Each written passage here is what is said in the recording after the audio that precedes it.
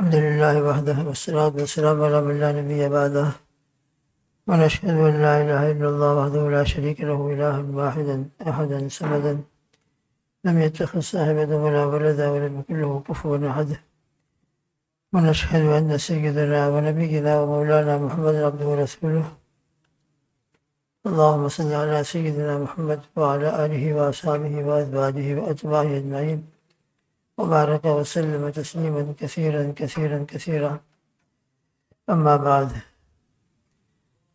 آج ہمارا تراویح کا پارہ 27 قال فما خطبكم ایھا المرسلون. اس سے پہلے سیدنا ابراہیم علیہ السلام کا واقعہ، ان کے پاس فرشتوں کا آنے کا تذکرہ سورہ ذاریات کے 26ویں پارے کے آخری رکوع میں اس کا تذکرہ تھا. جب وہ فرشتے آئے انسانی شکل کے اندر تو حضرت ابراہیم علیہ السلام نے ان سے پوچھا بھائی کیا کام ہے، تمہیں کیا کام سونپا گیا ہے ایھا المرسلون، اے فرشتوں؟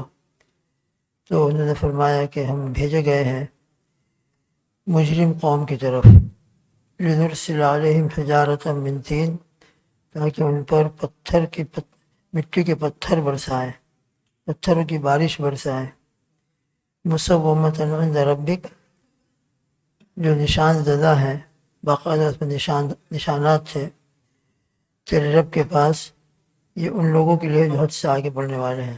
قوم لوط کے وہ جو عذاب آیا ہے یہ اس کا تذکرہ ہے. پھر اس کے بعد حضرت موسیٰ علیہ السلام کا، قوم عاد کا تذکرہ ہے، قوم ثمود کا تذکرہ ہے، ان پر جو عذاب آیا اس کا تذکرہ فرمایا. پھر اس کے بعد آخر کے اندر فرمایا ہے وما خلقت الجن والانس الا وذکر فإن الذکریٰ تنفع المؤمنین. آپ نصیحت کرتے رہیے، یقیناً نصیحت ایمان والوں کو نفع دیتی ہے. اس سے معلوم ہوتا ہے کہ بہرحال ایمان والے چاہے جیسے بھی ہوں، حال کے اعتبار سے چاہے کتنے ہی گئے گزرے ہوں، لیکن انشاءاللہ کیونکہ ان کے دل میں ایمان ہے تو ان کے سامنے جب ہم ان کے اللہ اور رسول کی باتیں کرتے رہیں گے تو جیسے جیسے سامنے والوں کے اندر ایمان کی قوت ہوتی ہے وہ اس سے الحمدللہ نفع حاصل کرتے ہیں. اس لیے مومنین کو ہمیشہ اچھی باتیں کہتے ہی رہنا چاہیے، اپنے گھر والے ہوں اور اپنے پڑوس کے ہوں، اپنے محلے والے ہوں، آگے بڑھ کر امت کے افراد ہوں. وما خلقت الجن والانس الا لیعبدون ما اريد منهم من رزق وما اريد ان يطعمون. اس آیت شریفہ میں اللہ سبحانہ وتعالیٰ نے انسان کی تخلیق اور انسان اور جناتوں کو پیدا کرنے کا جو مقصد ہے وہ بیان فرمایا ہے. والذی خلق لکم ما فی الارض جميعا. اللہ تعالیٰ نے کئی جگہ فرمایا ہے کہ پورا جو نظام ہے آسمان اور زمینوں کا، اور اس کے اندر کیسی اللہ نے نعمتیں پیدا فرمائی ہے، وہ سب اے انسانوں تمہارے لیے ہے، اے جناتوں تمہارے لیے ہے. مگر تم کس کے لیے ہو؟ تمہارے پیدائش کا کیا مقصد ہے؟ یہ سب تو تمہارے لیے ہم نے پیدا کی ہے، اتنا بڑا نظام چلایا ہے، کیسی الحمدللہ دنیا کے اندر نعمتیں ہیں.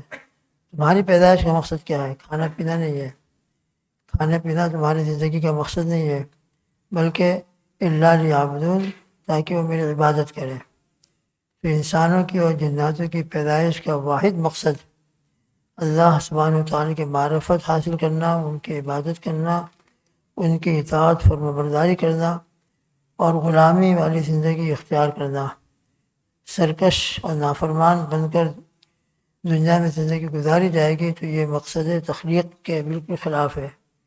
اس لیے ہمیشہ یہ آیت شریف ہمارے سامنے رہنا چاہیے کہ ہم کو اللہ نے دنیا کے لیے پیدا نہیں کیا، انکم خلقتم للآخرہ. دنیا تمہارے لیے پیدا کی گئی ہے اور تم آخرت کے لیے پیدا کیے گئے ہو. لہذا ہماری منزل اصل آخرت ہے، اللہ کے پاس لوٹ کر جانا ہے. مجھ کو بھی اور آپ کو بھی، کتنے تو چلے گئے ہیں اپنے قبروں کے اندر عالم برزخ میں ہیں. میرا بھی نمبر آئے گا، آپ کا بھی نمبر آئے گا، ہم بھی چلے جائیں گے. بہرحال دنیا ہمیشہ کا گھر نہیں ہے، دنیا ایک مسافر خانہ ہے. لہذا جس طریقے سے حدیث پاک میں حضور پاک صلی اللہ تعالیٰ وسلم نے ارشاد فرمایا ہے کن فی الدنیا کانک غریب او کعابر سبیل. اپنے مقصد کو سامنے رکھتے ہوئے تم دنیا میں ایسے رہو جیسے کہ ایک مسافر یا راستے چلتے ہوئے کسی جگہ کوئی انسان سروس اور کیفے میں ٹھہر جاتا ہے تھوڑی دیر کے لیے، بس اس طرح اپنے آپ کو دنیا میں سمجھو. یہ دنیا تمہارے لیے ہمیشہ رہنے کی جگہ نہیں ہے، اور آج کل جو حالات چل رہے ہیں ہمارے سامنے انڈیا میں، اور اس سے پہلے خود ہمارے یہاں روزانہ اموات ہو رہی تھی، کیسے کیسے نوجوان چلے گئے، ایک ایک گھر میں دو دو تین تین چلے گئے۔ یہ ہمارے لیے بہت بڑی عبرت اور بہت بڑا اس میں سبق، اور اللہ تعالیٰ کی معرفت کا بہت بڑا اور ہمارے لیے بہت بڑا الارم ہے کہ نہ معلوم ہمارے بھی موت کب آ جائے اور ہم کو دنیا چھوڑ کر جو اصل منزل ہے وہاں کی طرف ہمارا سفر شروع ہو جائے۔ تو ہم سب مسافر آخرت ہیں، اب ہمیشہ اپنی قبر کو، حشر کو، قیامت کو اور آخرت کو سامنے رکھ کر اپنی زندگی کا پروگرام بنانا ہے۔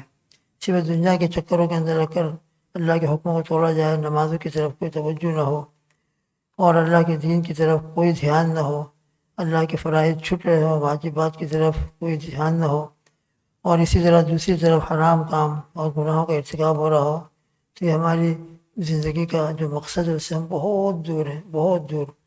اس لیے ابھی کہ ابھی ہم اپنی زندگی کا جائزہ لیں، محاسبہ کریں، میں بھی اور آپ بھی، ہم اپنے گھر والوں کو بھی سمجھائیں۔ اللہ کرے سب کو اپنے مقصد حیات کو سمجھنے کی توفیق عطا فرمائے، اور اللہ سبحانہ و تعالیٰ جو ہم کو جس مقصد کی ہم کو دنیا میں بھیجا گیا ہے اس کو سامنے رکھتے ہوئے زندگی گزارنے کی توفیق عطا فرمائے۔ اس کے بعد سورہ نجم ہے۔ سورہ نجم کے اندر بھی بہت اہم مضامین ہیں۔ ایک قول کے مطابق جو شروع کی آیتیں ہیں وہ حضور پاک صلی اللہ تعالی وسلم کے معراج سے متعلق ہیں، اگر جو مشہور قول دوسرا بھی ہے لیکن بہرحال ایک قول یہ بھی ہے۔ اللہ سبحانہ و تعالیٰ کا دیدار، بہت قربت نصیب ہوئی جو معراج کے اندر ہے، جو ہم الحمدللہ سنتے رہتے ہیں کہ معراج بالکل برحق ہے، اس میں کوئی شک شبہ نہیں ہے۔ اسراء اور معراج یہ بالکل عقیدہ اہل سنت والجماعت میں سے ہے، اس کے اوپر ایمان لانا اور اس کے اوپر یقین رکھنا بالکل ضروری ہے۔ قرآن سے اس کا ثبوت ہے، سبحان الذی اسریٰ بعبدہ۔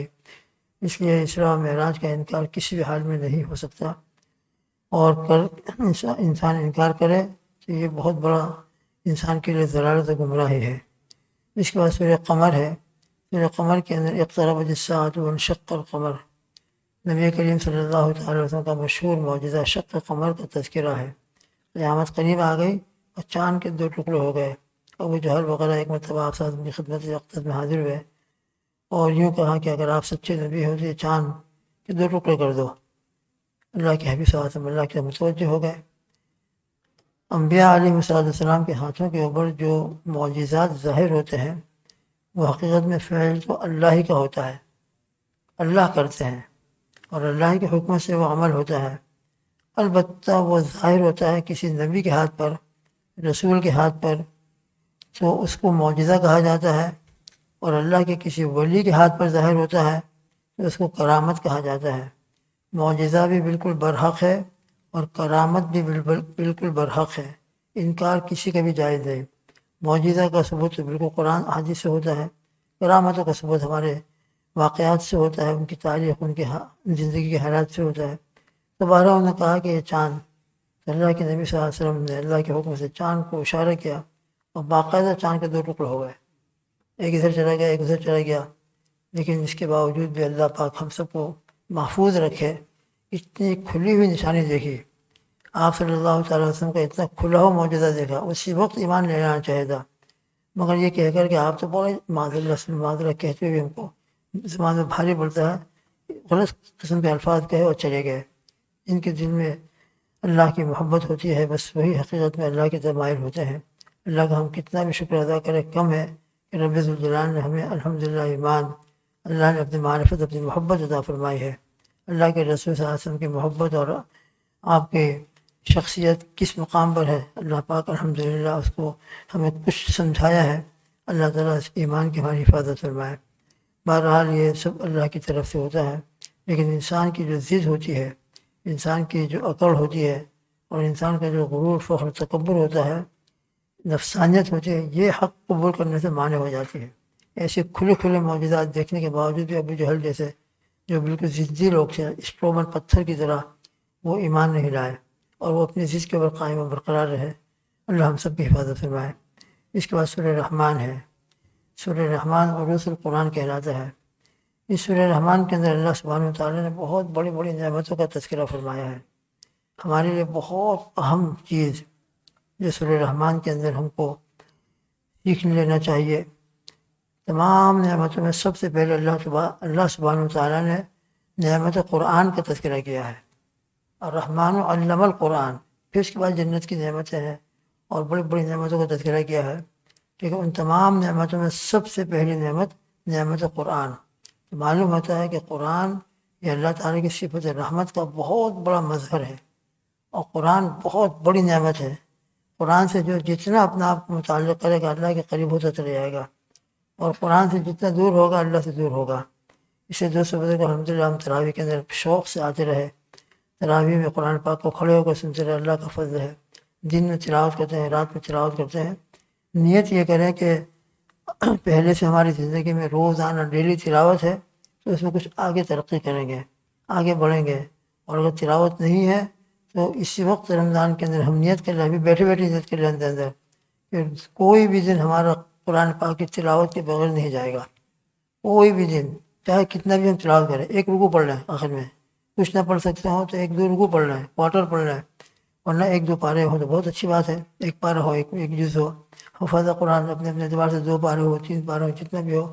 بہرحال اپنی زندگی کا جو ٹائم ٹیبل ہے اور جو ہماری زندگی کی روٹین ہے، 5 نمازوں کی فرضیت وہ تو اپنے کمپلسری فرض ادا کرنا ہے، اور جو دوسرے فرائض ان کو ادا کرنا ہے، مگر اللہ کا ذکر ہے، قرآن پاک کی تلاوت ہے، درود شریف ہے، ہمیشہ ذکر کی بھی عادت ڈالیں، چلتے پھرتے بھی ہم ذکر کرتے رہے، کوئی نہ کوئی اللہ کا پاک نام ہماری زبان پہ رہے۔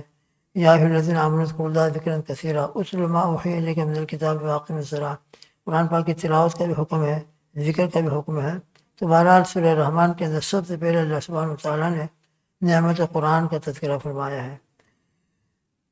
ان نعمتوں کا تذکرہ کرتے ہوئے اللہ نے جہنم کا بھی تذکرہ کیا ہے۔ چنانچہ آگے فرماتے ہیں وَيَوْمَئِذٍ لَا يُسْأَلُ عَنْ ذَنبِهِ إِنسٌ وَلَا جَانٌ فَبِأَيِّ آلَاءِ رَبِّكُمَا تُكَذِّبَانِ۔ پھر آگے هَٰذِهِ جَهَنَّمُ الَّتِي يُكَذِّبُ بِهَا الْمُجْرِمُونَ يَطُوفُونَ بَيْنَهَا وَبَيْنَ حَمِيمٍ آنٍ۔ یہ نعمتوں کا تذکرہ ہے، اس میں جہنم کا تذکرہ، یہ کون سی نعمت ہے؟ جہنم تو بہت بڑا عذاب کی جگہ ہے، اس کا تذکرہ یہ نعمت کس طریقے سے بن گیا؟ اللہ جزائے خیر دے مفسرین قرآن کو، فرماتے ہیں کہ یہ بھی ہمارے حق میں بہت بڑی نعمت ہے، بہت بڑی نعمت اس کا تذکرہ کرنا۔ اور یہ آیت شریفہ یعرف المجرمون بسیماہم فیؤخذ بالنواصی والاقدام، اللہ ہم سب کی حفاظت فرمائے۔ اللہ سبحانہ و تعالیٰ کو سب کچھ معلوم ہے۔ جو مجرمین دنیا کے اندر ہیں، گناہوں کے اوپر اٹے رہے، بسے رہے، اڑے رہے، تو قیامت کے دن پوری کی پوری فائلیں تو ہوں گی اپنی جگہ پر، پورا ایک نظام مستحکم اپنی جگہ پر ہوگا، لیکن اس آیت شریفہ کے اندر یہ فرما رہے ہیں مجرموں کو پہچان لیا جائے گا ان کے نشانیوں سے، ان کا چہرہ دیکھ کر فرشتے سمجھ لیں گے کہ مجرم ہے اور یہ اللہ کا باغی ہے اور یہ سرکش ہے۔ فیؤخذ بالنواصی والاقدام، بس وہیں سے ان کے پیشانی کے بالوں کو اور قدموں کو پکڑ لیا جائے گا، اور پکڑ کر جیل میں جس طرح مجرموں کو لے جایا جاتا ہے اس طرح ان کا حال ہوگا۔ اللہ ہم سب کی حفاظت فرمائے۔ اس لیے میں بھی اور آپ بھی اپنے آپ کو ہر قسم کے گناہوں سے بچائیں، ورنہ یہ گناہ تو اپنی جگہ پر فائل وغیرہ تو ہیں، لیکن ہمارے چہرے سے بھی فرشتے پہچان لیں گے، ہمارے چہروں سے وہ ٹپک رہا ہوگا۔ جو گناہ ہم نے کیا ہے دنیا کے اندر، توبہ نہیں کی اور اسی حالت میں چلے گئے ہیں، تو وہ گناہ ہمارے چہروں سے فرشتے پہچان لیں گے۔ بہت زیادہ تحقیق کی اور انکوائری کی ضرورت نہیں پڑے گی، اگر یہ سب کچھ تیار ہوگا، لیکن چہروں سے پہچان لیا جائے گا۔ تو یہاں پر یہ جو تذکرہ کیا گیا ہے کہ چہروں سے مجرمین کو پہچان لیا جائے گا، اور بھی جہنم کا تذکرہ، یہ نعمت کس طریقے سے؟ تو نعمت اس طریقے سے ہے بھائی، یہ وارننگ دی گئی ہے کہ دیکھو تم نے اگر دنیا میں اللہ کی نافرمانی والی زندگی گزاری، اللہ سے سرکشی اختیار کی، گناہوں کی طرف تمہارے دل کا میلان رہا، اللہ کے فرائض کو چھوڑتے رہے، نمازوں کو چھوڑتے رہے، وغیرہ وغیرہ، تو یاد رکھنا قیامت کے دن تمہارا یہ حال ہوگا۔ اور کسی چیز کے وہ وارننگ دے دی جائے، یہ بھی ہمارے لیے بہت بڑی نعمت ہوتی ہے۔ ایک مثال سمجھیے آپ، ہم روڈ پر سفر کر رہے ہیں، آگے کوئی ڈینجر جگہ ہے، کھڈے وغیرہ ہیں اور روڈ خراب ہو چکا ہے، تو وہاں پہلے سے ہم کو سائن بتا دی جاتی ہے آگے روڈ خراب ہے، آپ اس روڈ کے اوپر سفر نہ کریں، بلکہ ہم کو دوسرا ڈائریکشن دیا جاتا ہے۔ مطلب یہ جو ہم کو دوسرا ڈائریکشن دے رہا ہے اس کو ہم اپنا دشمن سمجھتے ہیں کہ میرا شارٹ راستہ تھا، اب مجھ کو کتنا چکر کرنا پڑے گا، کتنا لمبا لانگ وے لینا پڑے گا، یہ چھوٹا راستہ تھا اس کو بند کر دیا، تو ہم ان کو گالی نہیں دیں گے، بلکہ ان کا احسان مانیں گے کہ پہلے سے انہوں نے ہم کو متنبع کر دیا.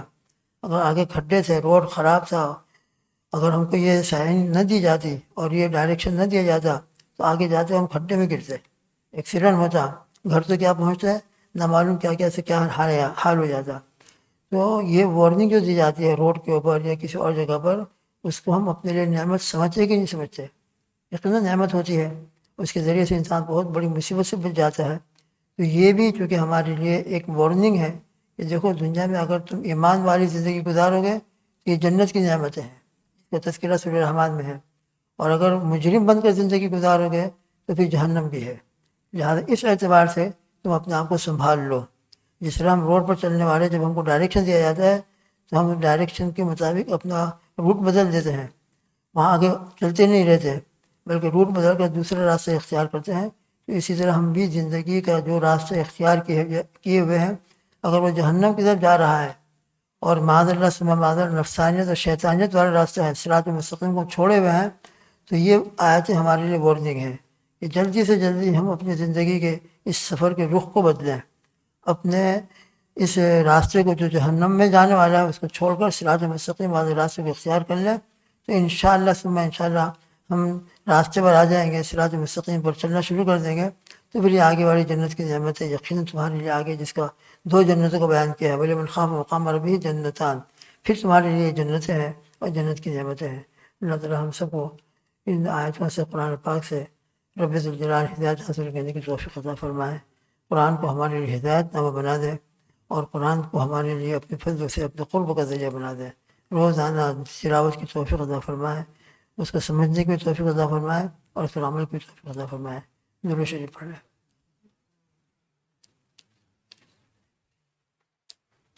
بسم اللہ الرحمن الرحیم. سبحانک اللہم وبحمدک ونشہد ان لا الہ الا انت نستغفرک ونتوب الیک. اللہم صل علی محمد وعلی آل محمد کما صلیت علی ابراہیم وعلی آل ابراہیم انک حمید مجید. یا رب لک الحمد کما ینبغی لجلال وجهک وعظیم سلطانک. اللہم اننا لا نحصی ثناء علیک انت کما اثنیت علی نفسک. ربنا آتنا فی الدنیا حسنة وفی الآخرة حسنة وقنا عذاب النار. اللہم انک عفو کریم تحب العفو فاعف عنا. اللهم آنس وحشتنا في قبورنا. اللهم ارحمنا بالقرآن العظيم واجعله لنا إماما ونورا وهدى ورحمة. اللهم ذكرنا منه ما نسينا وعلمنا منه ما جهلنا وارزقنا تلاوته آناء الليل وآناء النهار واجعله لنا حجة يا رب العالمين، واجعله لنا حجة يا رب العالمين. اللهم اجعل القرآن العظيم ربيع قلوبنا وجلاء أحزاننا وذهاب همومنا وغمومنا وقائدنا وسائقنا إلى جناتك جنات النعيم.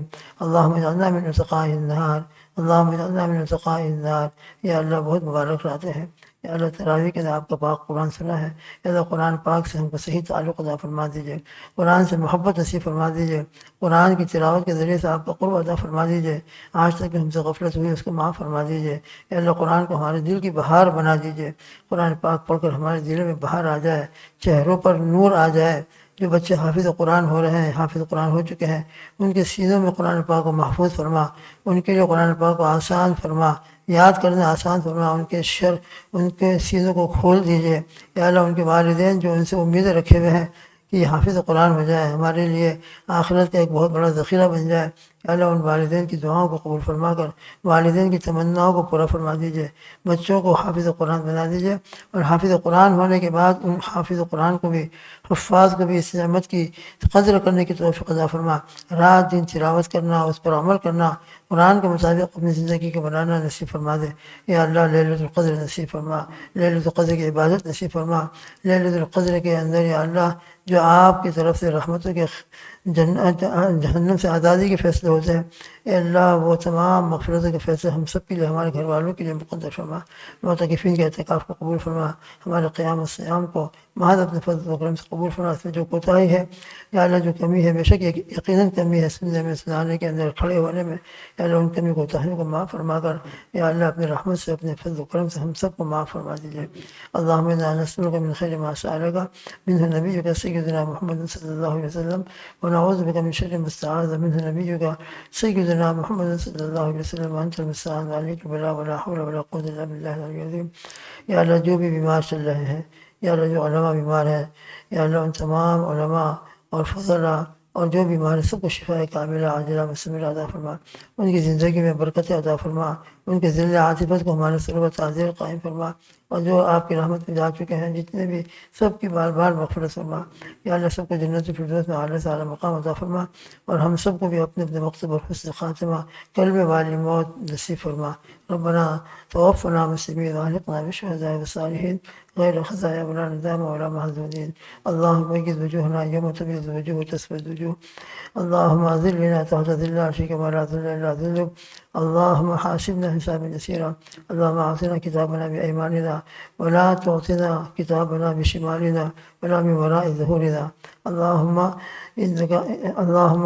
إنا نسألك الجنة وما قرب إليها من القول والعمل والنية، ونعوذ بك من النار وما قرب إليها من القول والعمل والنية، اللهم ربنا تقبل منا إنك أنت السميع العليم، وتب علينا إنك أنت التواب الرحيم، رب ارحمهما كما ربياني صغيرا، رب ارحمهما كما ربياني صغيرا، اللهم اغفر لنا ولوالدينا ولأساتذتنا ولمشايخنا ولأكابرنا ولصاغرنا ولأحبابنا ولمحبينا وللمحسنين ولمن لم حقنا علينا ولمن أسانا بالدعاء، واغفر اللهم لجميع المؤمنين والمؤمنات والمسلمين والمسلمات، اللهم ارزقنا إيمانا كاملا ويقينا صادقا وقلبا خاشعا ولسانا ذاكرا ورزقا واسعا حلالا طيبا، اللهم اكفنا بحلالك عن حرامك واغننا بفضلك عمن سواك، اللهم صل على سيدنا محمد وآله وصحبه أجمعين، سبحان ربك رب العزة عما يصفون وسلام على المرسلين والحمد لله رب العالمين.